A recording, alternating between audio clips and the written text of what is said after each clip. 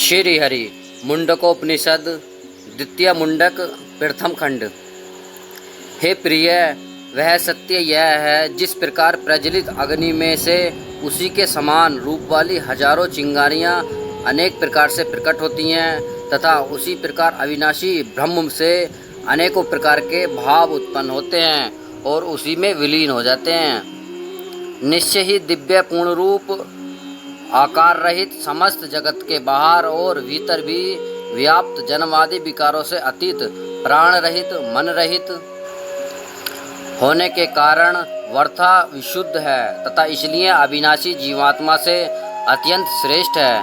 इसी परमेश्वर से प्राण उत्पन्न होता है तथा अंतःकरण समस्त इंद्रियां, आकाश, वायु, तेज, जल और संपूर्ण प्राणियों को धारण करने वाली पृथ्वी, यह सभी उत्पन्न होते हैं। इस परमेश्वर का अग्नि मस्तक है, चंद्रमा और सूर्य दो नेत्र हैं, सभी दिशाएं दोनों कान हैं और प्रकट वेद वाणी है तथा वायु प्राण है तथा जगत हृदय है। इसके दोनों पैरों से पृथ्वी उत्पन्न हुई है, यही समस्त प्राणियों की अंतरात्मा है। उससे ही अग्निदेव प्रकट हुआ जिसकी समिधा सूर्य है। उस अग्नि से सोम उत्पन्न हुआ, सोम से मेघ उत्पन्न हुआ और मेघों से वर्षा द्वारा पृथ्वी में अनेक प्रकार की औषधियाँ उत्पन्न हुईं। औषधियों के भक्षण से उत्पन्न हुए वीर्य को पुरुष स्त्री में संचित करता है जिससे संतान उत्पन्न होती है। इस प्रकार उस परम पुरुष से ही अनेक प्रकार के जीव नियम पूर्वक उत्पन्न हुए हैं। उस परमेश्वर से ही ऋग्वेद की ऋचाएँ, सामवेद के मंत्र, यजुर्वेद की ऋतुएँ और दीक्षा तथा समस्त यज्ञ, ऋतु एवं दक्षिणाएँ तथा संवत्सर रूप काल, यजमान और सभी लोग उत्पन्न हुए हैं। जहाँ चंद्रमा प्रकाश फैलाता है और जहाँ सूर्य प्रकाश देता है तथा उसी परमेश्वर से अनेकों वेद वाले देवता उत्पन्न हुए। साधारण गण, मनुष्य, पशु, पक्षी, प्राण, अपान वायु, धान, जौ आदि अन्न तथा तप, श्रद्धा, सत्य और ब्रह्मचर्य एवं यज्ञ इत्यादि के अनुष्ठान की विधि भी यह भी सभी उत्पन्न हुए हैं। शास्त्र विधि के अनुसार किसी यज्ञ को आरंभ करते समय यजमान जिस संकल्प के साथ उसके अनुष्ठान संबंधी नियमों का पालन का मत देता है उसका नाम दीक्षा है। यज्ञ और ऋतु, यह यज्ञ के ही दो भेद हैं। जिन यज्ञों में यूप बनाने की विधि, उन्हें ऋतु कहते हैं। उसी परमेश्वर से 7 प्राण उत्पन्न होते हैं तथा अग्नि की 7 लपेटें, 7 विषय रूपी समिधाएँ, 7 प्रकार के हवन तथा 7 लोक और इंद्रियों के 7 द्वार उसी से उत्पन्न होते हैं जिनमें प्राण विचरते हैं। हृदय रूप गुफा में शयन करने वाले यह 7 के समुदाय उसी के द्वारा सब प्राणियों में स्थापित किए हुए हैं।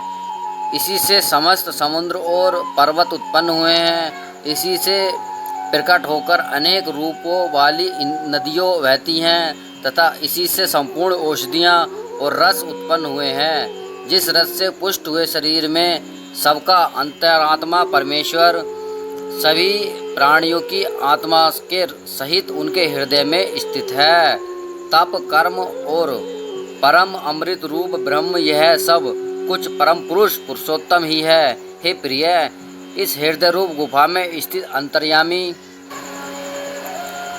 परम पुरुष को जानता है वह यहाँ इस मनुष्य शरीर में ही अविद्या जनित गांठ को खोल डालता है, अतः सभी प्रकार के संशय और भ्रम से रहित होकर परब्रह्म पुरुषोत्तम को प्राप्त हो जाता है। प्रथम खंड समाप्त। द्वितीय खंड। जो प्रकाश स्वरूप अत्यंत समीपरत हृदय रूप गुफा में स्थित होने के कारण गुहाचर नाम से प्रसिद्ध और महान पद परम प्राप्य है। जितने भी चेष्टा करने वाले, श्वास लेने वाले और आंखों को खोलने बंद करने वाले प्राणी हैं, यह सभी इसी में समर्पित, इसी में प्रतिष्ठित हैं। इस परमेश्वर को तुम लोग जानो जो सत और असत है, सबके द्वारा वर्ण करने योग्य है और अतिशय श्रेष्ठ है तथा समस्त प्राणियों की बुद्धि से परे अर्थात जानने में न आने वाला है। जो दीप्तमान है और सूक्ष्मों से भी सूक्ष्म है, जिसमें समस्त लोक और उन लोकों में रहने वाले प्राणी स्थित हैं। वही यह अविनाशी ब्रह्म है, वही प्राण है, वही वाणी है और मन है, वही यह सत्य है, वही अमृत है। हे प्रिय, उन भेदने योग्य लक्षण को तू भेद अर्थात आगे बताए जाने वाले प्रकार के साधन करके उसमें तन्मय हो जा। उपनिषद में वर्णित प्रणव रूप महान धनुष को लेकर उस पर निश्चय ही उपासना द्वारा तीक्ष्ण किया हुआ बाण चढ़ाकर फिर चित्त के द्वारा बाण को खींचकर हे प्रिय उस परम अक्षर पुरुषोत्तम को ही लक्ष्य मानकर वेधे। दूसरे शब्दों में ओंकार का प्रेम पूर्वक उच्चारण एवं उनके अर्थ रूप परमात्मा को प्रगाढ़ चिंतन ही उनकी प्राप्ति सर्वोत्तम उपाय है। यहाँ ओंकार ही धनुप है, आत्मा ही बाण है और परब्रह्म परमेश्वर ही उसका लक्ष्य कहा जाता है। वह प्रमाद रहित मनुष्य द्वारा ही भेदे जाने योग्य है, अतः उसे वेदकर वाणी की तरह उस लक्ष्य में तन्मय हो जाने चाहिए, जिसमें स्वर्ग पृथ्वी और उनके बीच का आकाश तथा समस्त प्राणों के सहित मन गूथा हुआ है। उसी सबके आत्मरूप परमेश्वर को जानो, दूसरी सभी बातों को सर्वथा छोड़ दो, यही अमृत का सेतु है। रथ के पहिए में जिस प्रकार अरे जुड़े हुए होते हैं, इसी तरह जहाँ सब नाड़ियाँ जुड़ी हुई हैं, वहाँ हृदय में रोगादि से जो आत्म प्रकट होता है, उस परमात्मा का ओम द्वारा ध्यान करना चाहिए, जिससे अज्ञान अंधकार से पार हो जाए, जिससे तुम्हारा कल्याण हो जाए। जो सब विषयों को जानता है और उसको समझता है, इस भूमि पर जिनकी महिमा प्रसिद्ध है, जो कि निर्मल हृदय आकाश में विद्यमान ब्रह्मधरा नाड़ी में स्थित है, जो मन के द्वारा प्राण और शरीर का संचालक है, उस आत्मा के ज्ञान से ही धीर पुरुष उस आनंद रूप अमृत परमात्मा को जानते हैं। उस निर्गुण और सगुण भेद से जानने योग्य ब्रह्म के ज्ञान होने पर हृदय की गांठ खुल जाती है, सारे संशय नष्ट हो जाते हैं और सभी कर्म क्षीण हो जाते हैं। अर्थात उस निर्गुण और सगुण भेद से जानने योग्य ब्रह्म को जान लेने पर अविद्या रूप गांठ खुली जाती है, जिसके कारण इसने इस जड़ शरीर को ही अपना स्वरूप मान रखा है। इतना ही नहीं, इसके समस्त समय सर्वथा कट जाते हैं और समस्त शुभाशुभ नष्ट हो जाते हैं। यह जीव सब बंधनों से सर्वथा मुक्त होकर परमानंद रूप परमेश्वर को प्राप्त हो जाता है।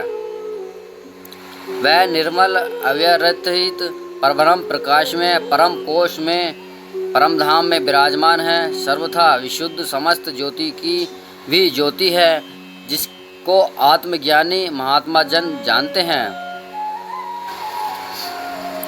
वहाँ न तो सूर्य प्रकाशित होता है, न चंद्रमा और तारागण ही, तथा न यह बिजलियाँ ही वहाँ कौंधती हैं। फिर इस अग्नि के लिए तो कहना ही क्या है, क्योंकि उसके प्रकाशित होने पर ही उसी के प्रकाश से सब प्रकाशित होते हैं, उसी के प्रकाश से यह संपूर्ण जगत प्रकाशित होता है। यह अमृत स्वरूप परब्रह्म ही सामने है, परब्रह्म ही पीछे है, परब्रह्म ही दाईं ओर, परब्रह्म ही बाईं ओर, नीचे और ऊपर की ओर भी फैला हुआ है। यह जो संपूर्ण जगत है, यह सर्वश्रेष्ठ ब्रह्म ही है। द्वितीय खंड समाप्त हुआ और द्वितीय मुंडक समाप्त हुआ।